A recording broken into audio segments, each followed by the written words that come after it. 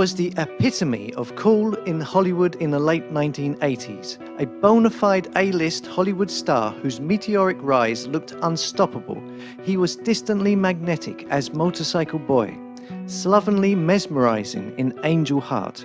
His performances exhibited a Marlon Brando-infused voodoo charisma and an authenticity you just couldn't shake off.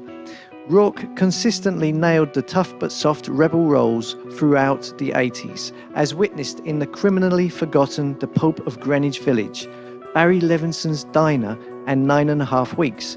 In only his third film, he stole the show as criminal arsonist in Body Heat, even though he was only on the screen for 5 minutes. Anytime you try a decent crime, you got 50 ways you can fuck up. If you think it's 25 of them, then you're a genius. And you ain't no genius. That was then, and this is now.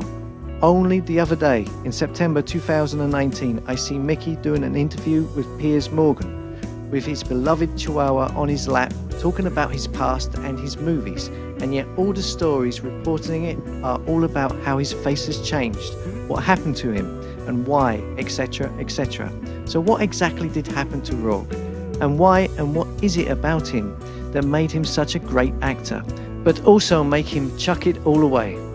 Are you very different from the people you play so far? I think there's a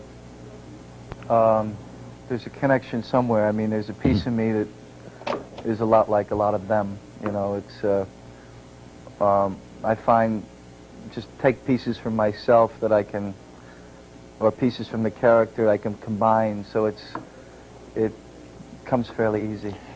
Of course, Rourke's late 80s success didn't last. He self-destructed and spectacularly fell from grace. He gave up acting and became a professional boxer, busted up his face, got facial surgery, made a spectacular movie comeback, went back to fighting, pissed off Disney, fell out of favour again, and so it goes on and on. It's been a career that has been anything but ordinary. Some people have said that Mickey is his own worst enemy, but maybe he's just brutally honest and doesn't suck up to the big players in the Hollywood industry. I don't particularly care for actors. I don't like them. Why so? I just don't like them. I think they're a bunch of people that live in a bubble. I met Warren Beatty one time. I thought this is one of the creepiest puke asses I've ever met in my life. I mean, come on. You know, I've got an old friend that's a shoemaker. I've got more respect for. Wanna know? I have a good time. The vodka, the women, the f***ing bullshit. You know. I don't sit in my hotel room like Tom Cruise, believe me. Of course, such an attitude does not help you climb the ladder in Hollywood, but what makes Mickey Rourke endearing as a person are these examples of his brutal honesty. They may not be the right things to say to get on in Hollywood, but they are what he believes, and Mickey does not compromise on his truth. Mickey was born Philip Andre Rourke Jr. in New York, 1955. His father was of Irish and German descent, and his mother was of Scottish. His father, an amateur bodybuilder, left the family when he was only 6 years old. His mother remarried to Miami Beach police officer who had 5 sons of his own. Mickey, his brother Joey, and sister Patricia, and his mum moved to South Florida to be with them. Rourke has only recently opened up about his time with his stepfather. I left New York and grew up in Miami. Yeah. With your mother? With my mother. Yeah. My brother. And my sister. Yeah. And my 5 stepbrothers. Yeah. Yeah, I didn't like Miami too much. No? No. And your childhood? Not very much? Not too much. Not too much. My hand's shaking now. Yeah, you start to talk about it, my hand's gonna start shaking. He said in 2007, "My stepfather used to crack my head just because he felt like it. He was big, very big and mean. He was physically abusive to my mother. I hated the guy for hurting her, for making her afraid. For years I wanted nothing more than to take him down. In our neighborhood, there was some community services center set up to give kids a place to go and to keep us out of trouble. That's where I first found a speed punching bag. To me, it represented a ticket to manhood. I couldn't beat my stepfather, so I guess I started taking it out on everyone else over time. When I was an adult, I would fight everywhere, anywhere, for anything. Look at me sideways and you're gone. I didn't care about the consequences. I was drinking and taking drugs, but more than that, I was angry and crazy and ashamed of how I'd been treated. I'd been kicked around a lot, so I figured the way to fix this was to lash out. So this situation led to Rourke taking up boxing as a teenager. He took up self-defense training at the Boys Club of Miami. It was there that he learned boxing skills and decided on an amateur career. Rourke's amateur boxing record was 27 wins and 3 losses. Mickey's first wife, Deborah Fewer, explained, "Mickey's father died young and his despicable stepfather abused him. That's probably why he hates authority figures. He'd always go up against directors. There was a lot of rage there. It's always why he loves boxing. Fighting helped him get rid of some of his anger." Rourke started acting when a friend suggested he play a part in a play he was directing called Death Watch. The actor who was going to play the character Green Eyes had dropped out and felt Rourke could fill his shoes. Mickey had temporarily stopped boxing at the time and took up the offer. Rourke then became enamored with acting. After his stint in the play finished, he moved to New York and worked in an assortment of odd jobs while studying with the Actors Studio. Rourke made his big screen debut in 1979 with a small role in Steven Spielberg's war comedy 1941. He followed that in 1980 with a minor part in the horror Fade to Black and a small role in Michael Cimino's epic flop Heaven's Gate, where he met and became friends with Christopher Walken. But it wasn't until 1981 and Rourke's scene-stealing role as Teddy the arsonist in Body Heat that people started to pay him attention. His performance proved you did not need a lot of screen time to make an impression. 1982 saw Rourke star in Barry Levinson's Diner, a comedy drama about a circle of male friends who reunite for a wedding. His character Boogie can't resist a bet whether he has a chance of winning it or not. The National Society of Film Critics named him Best Supporting Actor that year. 1983 saw Rourke land a role as Motorcycle Boy in Francis Ford Coppola's Rumblefish. The teen angst picture stars Matt Dillon as a kid trying to live up to the reputation of his legendary big brother, played by Mickey Rourke. The film was a pristine, monochrome cult movie in the making, with the whole film in black and white except for the red and blue Rumblefish in the pet store. And then colour makes another appearance in Rusty's reflection in the police car at the end. Rourke's Motorcycle Boy was modelled on the look of French philosopher Albert Camus, complete with trademark cigarette dangling out of the corner of his mouth. Coppola gave Rourke the biography of Napoleon to read over in order to get into the mindset of the character. Rourke's otherworldly performance truly set him up for stardom. His quiet delivery of his lines marked him out as an elusive actor who could effortlessly portray coolness. The sound technicians on the film had a hard time hearing Mickey Rourke's dialogue on set, often asking him to speak louder. As a result, the sound crew referred to the production as Mumblefish. 1984 saw Rourke star in the overlooked and underseen The Pope of Greenwich Village, a crime comedy about two brothers who get into trouble with the local mafia. Mickey Rourke played sensible brother Charlie, while Eric Roberts is Paulie, the hapless brother who always gets Charlie into trouble. The film was originally planned to be directed by Michael Cimino and was to be the first online pairing of Robert De Niro and Al Pacino as two brothers. This never materialized and Rourke and Roberts got the roles. The film was not a success financially, but the acting got them noticed by the critics. Well, I had the opportunity to work with a director who knows about working with actors, and I had the opportunity to work with an actor who is one of the most talented actors that I've ever worked with, Eric Roberts. And so Eric and I were able to, rock and roll with Stewart's direction, and it was a good feeling, the whole thing. And we couldn't have did it unless Vinny wrote a good script, Vinny Patrick, and. Well, there are a lot. In 1985, Rourke got to work with Michael Cimino. He starred as Stanley White in the film Year of the Dragon. It tells the story of a New York police chief brought into the Chinatown district to bash heads and bust local punks. He barges in on the Chinese triads, which brings about conflict of power. Quentin Tarantino has praised this film as one of his favourites, naming its climactic train tracks shootout as one of his favourite killer movie moments, and remarking, "You forget to breathe in it." Tarantino went on to try and cast Rourke as Butch, the boxer in Pulp Fiction, and as Stuntman Mike in Death Proof.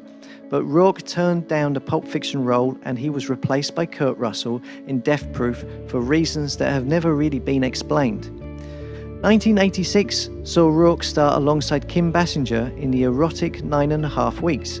It was a huge box office success and really helped to cement Rourke's movie star credentials. In order to cause tension between the leads, director Adrian Lyne did not allow Rourke and Basinger to talk to each other on or off the set. They were isolated from each other and kept apart until they were filming their scenes. He also used other manipulative tricks to unnerve her to elicit the performance he wanted, which Basinger later went on to criticize. Apparently, Basinger owns 14 hours of deleted scenes that MGM thought were very psychologically damaging to people. The footage has never been made available for public viewing, even in the director's cut DVD edition. The first cut of the film was 5 hours long. It was eventually cut down to 2 hours. 1987 saw Rourke star in Angel Heart, playing the part of Harry Angel, a private detective, quite possibly his best performance, certainly up there to rival The Wrestler. Rourke's Angel is hired by Louis Cypher, played by Robert De Niro, to find a singer called Johnny Favorite. Directed by Alan Parker, the film is remarkable. It is superbly written, directed and acted, a supernatural drama with distinct horror elements. And it is a marvel to look at too, from its stylized 50s New York crime look to its grungy, hot and sticky scenes in New Orleans. The film is dripping with atmosphere. Rourke's performance is brilliant. Outperforming De Niro, he shambles around in his filthy suit and grows increasingly disheveled as the story goes on. His performance is all behavior. He mumbles, he smirks, inappropriately, twitching and fumbling with objects. It's an incredible performance. Parker and Rourke clashed on the set, which led to Parker to say in an interview, "Working with Mickey is a nightmare. He is very dangerous on the set because you never know what he is going to do." Originally, Parker wanted Jack Nicholson to play Harry Angel and Marlon Brando to play Louis Cypher, but they both turned it down.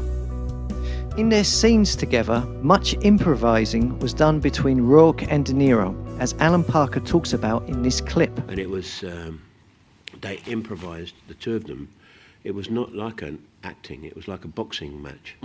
And they went off on I thought, this is nothing to do with the script I've written. and so I kept asking them to come back to what I've done, and they did. But they were just testing one another really, and it was quite interesting because I remember that Mickey had in his hand he had like 2 cubes of ice throughout the whole, and he gradually was crushing it in his hand because it was dripping. And I don't know why he had the ice in his hand, but in every scene he did with De Niro, he had something in his hand. It was really strange. 1987 was a busy year for Mickey. He also starred in Barfly and A Prayer for the Dying. In Barfly, Rourke played Henry in Charles Bukowski's autobiographical tale, which is set during the time he spent drinking heavily in Los Angeles. Rourke, his co-star Faye Dunaway, and the film were critically well received. Rourke transforms himself into Bukowski. The New York Times said of Rourke's performance, "He is a part-time writer and full-time drinker who frequently gets beaten senseless in boozed-up altercations. Some area of his face seems always to be swollen. His knuckles remain perpetually skinned. The way he hustles down the street like Quasimodo, one can feel the pain in his ribs." Rourke continually fights with his nemesis Eddie, the bartender. The part was played by Frank Stallone, the brother of Sylvester. He got the role on the insistence of Rourke, who is a close friend. Also in 1987, Rourke played Martin Fallon in A Prayer for the Dying, a thriller about an IRA member trying to escape his past. The film received a mixed reception. Some liked Rourke's performance, others had an issue with his accent. Mickey and the director of the film, Mike Hodges, both publicly disowned the theatrical cut of the film, both accusing the studio of interference and re-editing the film. Rourke fell out publicly with the studio boss Sam Goldwyn Jr. Whilst at the Cannes Film Festival, Rourke said, "There's a guy in the United States called Sam Goldwyn Jr. and he's a liar. I felt we had a deal with a handshake. I was making a small movie that I hoped would make things clearer about what's going on in Northern Ireland. He wanted to turn it into a big commercial extravaganza type thing." Goldwyn replied, "I won't say the experience of making the movie was terribly happy, but it's a good picture and Rourke is very good in it." This was the start of Mickey falling out with the big players in Hollywood. To research his role as IRA activist Martin Fallon, Mickey Rourke spent time with some real-life IRA personnel. He was inspired enough to get an IRA symbol tattooed to his left forearm. 1988 saw Rourke release a film that was close to his heart, Homeboy. This is the first film that Rourke had written himself. In fact, Rourke had been working on the story of the film for the past 10 years. It tells the story of a boxer down on his luck suffering from a mild brain injury. Christopher Walken also co-stars in the film. When Rourke was on the set of Michael Cimino's Heaven's Gate, he became friends with Christopher Walken. They were sitting around waiting for filming when Christopher Walken told him this story about dinosaurs. Walken says, "I told him about this thing I had read in some science magazine, that there's a theory that dinosaurs never really disappeared at all, that in fact all they did was get smaller and smaller, their scales turned into feathers and they flew away, and that in fact dinosaurs are still with us, they're just birds." And Mickey said, "That's interesting," and he started telling me about the movie that he was going to do someday about a boxer, and it was going to be called Homeboy. You know, I remember also he told me at the time, "There's this guy, the fighter's manager, and you're going to play the part." I said, "Okay, Mickey, let's go." So almost 10 years went by, and there we were making it, and I said to him, "Why don't I tell the story about the birds and the dinosaurs?" And Mickey said, "Right." And there is the scene at the beach with all the seagulls talking about the dinosaurs. It's completely disconnected from anything going on in the movie, but I think it's one of the things in the movie, it's real. Here are these two guys who are really kind of victims talking about the origin and destiny of dinosaurs. The film Homeboy didn't do well at the box office and received middle-of-the-road reviews, but as time has gone by, it is now considered a nuanced and underrated boxing film that is the antithesis of a Rocky-style film. In Homeboy, Mickey Rourke's love interest is played by Deborah Fewer, whom he married back in 1981. Unfortunately, this marriage ended in 1989, 8 years later, with Rourke subsequently commenting that making the film 9.5 weeks was not particularly considerate to my wife's needs. They have both remained good friends. 1989 also saw Rourke make 2 more films, Francesco and Johnny Handsome. Francesco was a docudrama on the life of St. Francis of Assisi. The film was not received very well critically and basically just disappeared into straight-to-video world. When promoting the film at the Cannes Film Festival, Rourke announced in a press conference that he had donated money to causes in Northern Ireland. This caused controversy in the UK press, who accused him of donating to a terrorist organisation. The next day he was asked again if he had ever donated money to religious causes. Rourke replied, "Yes, I have, to causes in Northern Ireland. Yes, to Joe Doherty, who is a prisoner in New York City." Doherty, 33, was convicted of the murder of a British Army captain and sentenced to life in prison in 1981. He escaped from prison, but was captured by the FBI in 1983 and jailed in New York. It was rumoured that Rourke had donated his fee for Francesco in total, which was allegedly 1.5 million. Joe Doherty was released from jail in 1998 under the terms of the Good Friday Agreement. In 1989, Rourke also starred in Johnny Handsome, a crime drama directed by Walter Hill. where Rourke played a man with a disfigured face who is mocked by people calling him Johnny Handsome. He is a criminal who is double-crossed by his accomplices and goes to jail. He meets a cosmetic surgeon who experiments on him and gives him a new face. He then goes on to try to get revenge on the gang that double-crossed him, who now don't recognize who he is. The film was a flop. Its budget was 20 million and only made 7 million back at the box office, making a loss of 13 million. Director Walter Hill, unlike Alan Parker, didn't have a problem working with Rourke. He said of the actor, "He's got very good instincts. His sense of integrity is such that he's made a lot of choices that have not been in the mainstream. Certainly in American movies. He's a big star in Europe. He's not a big star here yet. I hope he will become one. All this stuff about him being such a bad boy and all that, he's a very romantic fellow, I think. And like a lot of romantic people, he's really disappointed by the way the world really works. And out of that disappointment, I think he sometimes lashes out. He's not the easiest. I don't want to make him sound like he's Ozzie Nelson or something. He's not. He does have a lot of emotions, but he's not a difficult fellow to work with." Richard Gere, Al Pacino and Willem Dafoe were all considered for the lead role of Johnny Handsome. Al Pacino very nearly took the role, but he dropped out after revisions to the script were not to his liking. 1990 saw Rourke star in the erotic drama Wild Orchid with Carrie Otis, who he would eventually marry in 1992. The film was panned by critics.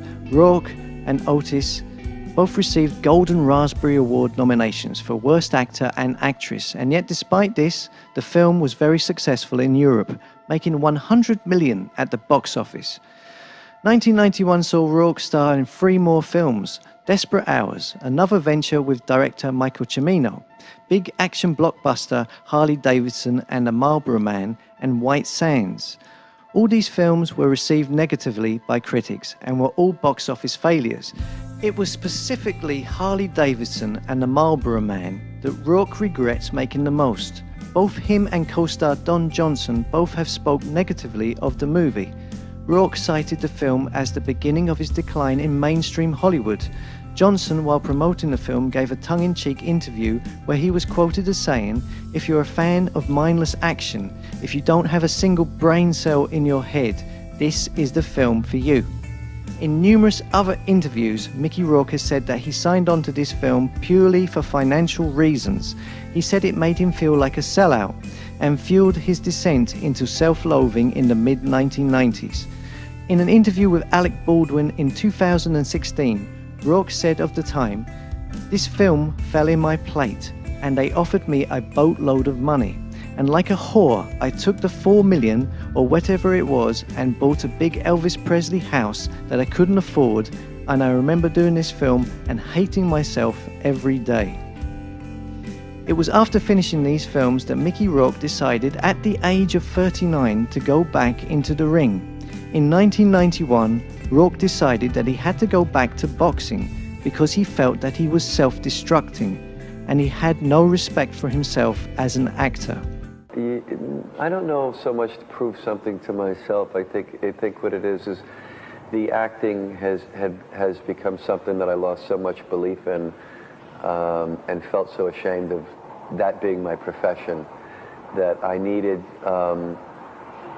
to go back to something to feel like alive again. Well, I had my career going about 10 years ago, you know. You let it go, right? In the right direction. Yeah. I started not liking the business and not liking myself, and I was slowly self-destructing at a pretty fast rate, if that makes sense. Sure. I felt like I didn't belong doing what I was doing, meaning the acting. I don't know, I felt some sort of guilt about being successful at it. Rourke became a professional boxer between May 1991 and September 1994. Mickey trained with Freddie Roach, who is regarded as one of the greatest boxing trainers of all time. He sparred with the iconic Roberto Hands of Stone Duran. Rourke said of this, "It was scary. I sparred with him at the later stages of his boxing life when I had some height and strength on him. But he was so crafty. I remember one time I'd been sparring with him in Miami ahead of one of his fights, and I was kind of having my way with him. Still getting my ass kicked, but not that bad. All of a sudden, he's in there with another kid and he knocks him out for cold for 25 minutes. And he says, "Come on, Mickey." But he was alright with me. I got hurt a couple of times though. I once did a little sparring with Tommy Hearns.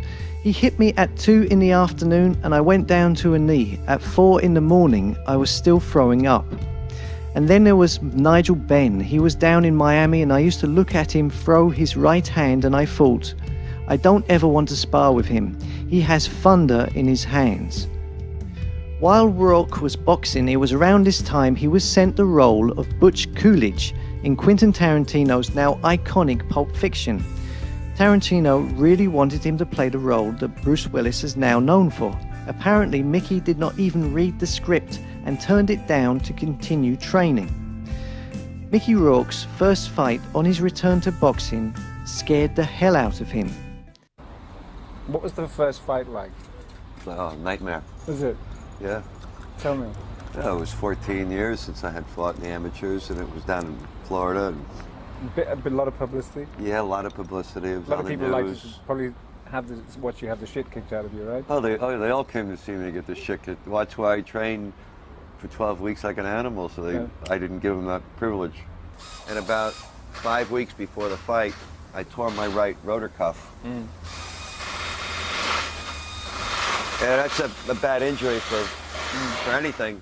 And about 2 weeks before the fight, the promoter and his partners came to LA to talk with me. And I found out one guy put up his house, one guy put up this, so there was no way I could back out of the fight. Still couldn't throw a right hand. So the University of Miami doctors gave me these big, I got about 12 injections the day before the fight and the day of the fight. Still couldn't throw the right hand. So there was a lot of dirty... You're right-handed, right? Yeah, there was a lot of dirty infighting going on, but, you know, I couldn't sit there and say, excuse me, I can't throw my right hand, you know, it was like... Life imitates art, imitates life, imitates art, imitates life, imitates art. Mickey Rourke had fought as an amateur 26 times and an actor in Homeboy, which bypassed theaters and went straight to video. But for 20 years, he dreamed of a real pro fight, throwing and taking real punches, far away from the falseness and pretensions of Hollywood. This is something I do for myself, and I don't do it for anybody else. I do it for me because it's a time where I could feel like a man. And lots of times in the movie business, you know, you're treated like such a, like something else, you know. Rourke's professional fights at this time drew a lot of criticism and controversy, with some people questioning the validity of the fights.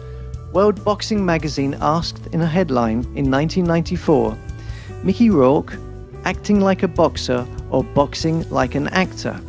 The Miami Herald had a headline regarding one of Rourke's boxing matches, stating, Rourke's latest fight, nothing but a farce, and another stating, fans boo Rourke after draw.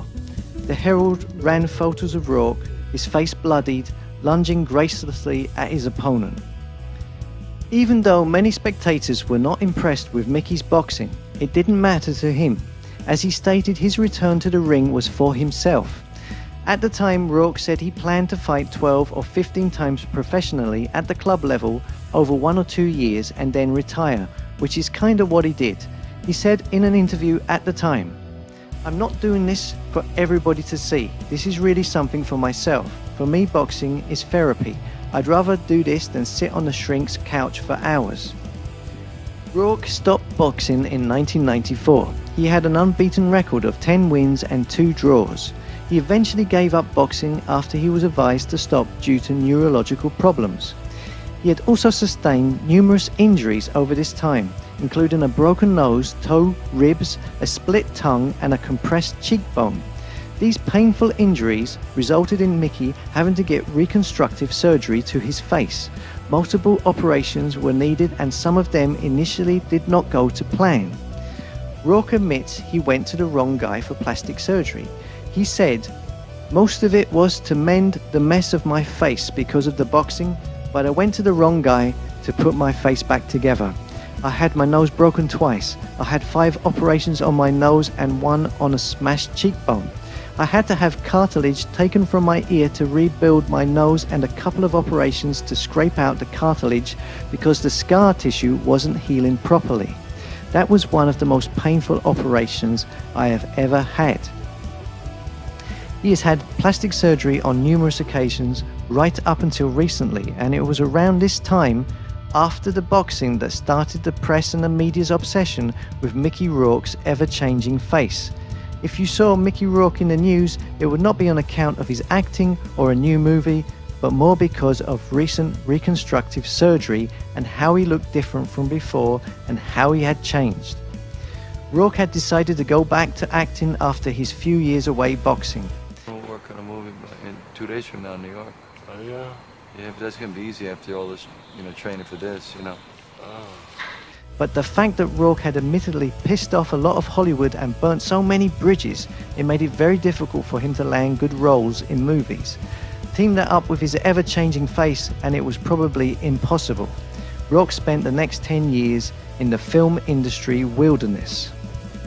This was a very dark time for him. When Rourke started falling out of favor with Hollywood, it had a huge negative effect on his mental health. He drank excessively and he made poor decisions at every turn. When his second wife, Wild Orchid star Carrie Otis, left him, it broke him. He said at the time, "I was not in a really good place in my head and heart," he told Barbara Walters. "I just wanted to push a button and disappear." Rourke said that at one point he went nearly 5 months without leaving his house and he was sleeping in his closet. It clearly wasn't easy for him to get through this period of his life, and Rourke has credited his dogs with helping him get out of bed each day and giving him something to look forward to. Oh, beautiful. The wife had left, the career was over, the money was not an ounce, he recalled. The dogs were there when no one else was there. These 10 years produced films like Exit in Red, Love in Paris Another 9.5 Weeks, Out in 50, Shergar, They Cruel, and they were all straight to DVD clunkers. It was at this time he seemed to get roles mostly in B-movie action fodder, such as Point Blank, Double Team, and Bullet. In Bullet, Rourke starred alongside American rapper Tupac, with whom he forged a good friendship. There were some good moments in this 10-year wilderness phase. Rourke playing a dodgy lawyer in Francis Ford Coppola's The Rainmaker, playing Jan the actress in Steve Buscemi's prison drama Animal Factory. His Blink If You Miss It cameo in The Pledge was brilliant and was like an echo of his scene-stealing cameo from Body Heat in 1981. Rourke tore it up with Stallone in Get Carter, and yet there was very little to show for the 10 years of acting and just over 20 films. It wasn't until 2005 and the film Sin City that Mickey Rourke started to find his feet, playing the part of Marv, a muscle-bound vigilante who tears through the criminal underworld of Sin City in search of his lost love. The film was a huge success and Rourke's performance was well received. Rourke's performance is remarkable. It looks to be cut directly from the graphic novel source from which it came. Around this time, Rourke appeared in Tony Scott's Domino and played the bad guy in kids' action film Stormbreaker. Both nothing really special though. Rourke's big opportunity for a comeback then came his way in the shape of director Darren Aronofsky. Aronofsky was riding on the crest of a wave at the time and considered one of the best directors around, with films such as The Fountain and Requiem for a Dream under his belt. The more I saw a couple of his movies, I saw Pi and I saw Requiem, and I was very impressed with the integrity and the intention that he had with his sort of filmmaking, and all the information that when I asked people whose opinions I respect, that I got back, it was the same kind of vibe or information that, let's say, you'd hear about Francis Coppola. Aronofsky was a long-time fan of Rourke's acting, but was concerned about Rourke's reputation of being difficult. They met a number of times and eventually sealed the deal. Although Aronofsky wanted Mickey Rourke for the lead role, Rourke was initially hesitant to be in the film because he wasn't a fan of the script, nor did he like pro wrestling. However, after Aronofsky let Rourke rewrite much of his dialogue, Rourke agreed to be in the film. Nicolas Cage was in talks to play the main character, but pulled out of it once Rourke came onto the scene. Aronofsky said that Cage pulled out of the movie because Aronofsky wanted Rourke to star. Aronofsky said, stating that Cage was a complete gentleman, and he understood that my heart was with Mickey and he stepped aside. I have so much respect for Nicolas Cage as an actor, and I think it really could have worked with Nick. But you know, Nick was incredibly supportive of Mickey and he is old friends with Mickey and really wanted to help with this opportunity. So he pulled himself out of the race. The Wrestler premiered at the 65th Venice International Film Festival. Initially receiving little attention, the film wound up winning the Golden Lion, the highest award at the world's oldest film festival. The Wrestler received critical acclaim, and both Rourke and co-star Marissa Tomei received Academy Award, Golden Globe, and BAFTA nominations for their performances. Mickey Rourke won the Golden Globe for Best Actor. And the Golden Globe goes to Mickey Rourke. And the BAFTA goes to Mickey Rourke. Rourke was hailed the comeback kid, and reviews were amazing. One of the best American films of 2008, The Wrestler is a brilliant, heartfelt and unsentimental drama anchored by an incredible performance from Rourke as a washed-up athlete, said Common Sense Media. Empire magazine said, "It's an emotional smackdown. Rourke's never been better, and the change of pace and texture suits Aronofsky perfectly. This is the raging bull of wrestling movies." The Guardian said, Darren Aronofsky alchemizes Rourke's conceit into a terrifyingly engaging, likable and even vulnerable performance. Happily for them both, Aronofsky appears to have caught the 52-year-old Rourke at just the right time with just the right role. On the strength of The Wrestler, Hollywood came a calling for Mickey once again. Over the next couple of years, Rourke starred as supervillain Whiplash in Marvel's Iron Man 2. He was in Sylvester Stallone's The Expendables and The Immortals, all big Hollywood movies. Rourke was seen to be given a second chance by the industry. Although Rourke was not happy with Disney and Marvel over Iron Man 2, whilst doing numerous interviews for The Immortals, he criticised Marvel for ruining his performance in the film by cutting out many of his scenes. Try to make a villain have some layers and find some humanity and find a little bit of daylight. There's no reason that it should be a one-dimensional bad guy. I think the Marvel people ruined my performance in Iron Man. They left all the good shit on the floor because they just wanted him to be a one-dimensional bad guy, and that's boring. That was back in 2011, and over the last 8 years, he's made numerous movies, but the good offers seem to have stopped coming in, and he has slipped back into that direct-to-DVD world of B-movies. There was a sequel to Sin City in 2014, where he reprised his role of Marv, and yet that was critically panned. And that's about it, really, when it comes to acting. But Rourke, at the age of 62, then decided to make a return to boxing in 2014. Rourke briefly returned to the boxing ring and fought 29-year-old Elliot Seymour in Moscow, Russia. It was Rourke's first boxing match in over 20 years.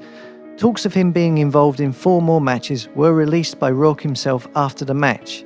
He won the exhibition fight in the second round by knockout. The fight is not counted in his professional record since it was an exhibition match. The opponent later stated that he threw the fight, having been promised payment to take dive in the second round, but said that Mickey was oblivious to this and that it was the people around him that set this up without Rourke knowing. Some commentators have refuted the claims of match fixing, suggesting that Rourke's victory was simply due to Seymour's weak abilities and poor professional boxing record. Over the last 5 years, you're more likely to see a YouTube trending video of Mickey Rourke being interviewed in the street by TMZ and giving sound bites of his opinions on other celebrities as opposed to seeing him in a hit movie. Which is sad, and yet you can't deny Mickey Rourke's brutal honesty. He has no filter. He says what's on his mind without a care for the fallout and consequence. Of course, this is not always the wisest move, but it's admirable in today's society. It is sometimes said that the most honest people who fail to compromise always end up alone with only their integrity to keep them company. Bob Dylan, in his memoirs, recalls going to the cinema when he was taking a break from recording at the studio. He saw Homeboy, in which Rourke played a down-on-his-luck boxer. Dylan wrote down, "He could break your heart with a look. The movie traveled to the moon every time he came onto the screen. Nobody could hold a candle to him. He was just there. Didn't have to say hello or goodbye." Few actors have had as many ups and downs as Mickey Rourke, and it would be a foolish man to bet against Mickey not making yet another comeback. Hopefully, yet another director will give him a great role his talent deserves again.